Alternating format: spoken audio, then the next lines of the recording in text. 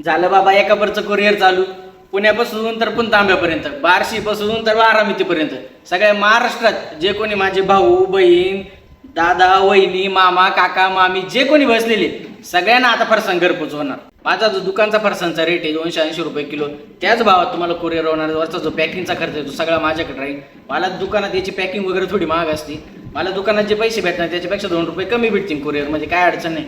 पण जे लांबचं माझं कस्टमर बसलेले त्याला घरपोच फरसाण, जे माझ्या दुकानात येऊ नाही शकत एवढ्या लांबून, त्यांना घरपोच फरसाण भेटेल, त्याचा ते आनंद घेतील, यात माझा आनंद आहे. जे मोठ्या मोठ्या कंपन्यांचा पॅकिंगचा जो भसार माल असतो ना, मशीनमध्ये पीठ टाकलं काढला माल काढली शेव, असा आपला अजिबात नाही. हात सोऱ्याचा जो दळदार माल असतो, खवई लोकांना चांगल्या लक्षात आला असं मी काय म्हणतो, जो दळदार माल असतो तोंडात टाकल्यावर पाणी होणार, एकदम क्रंची क्रिस्पी माल, तोच मी देणार. आता पॅकिंगचा खर्च वगैरे सगळं माझ्याकडे आहे.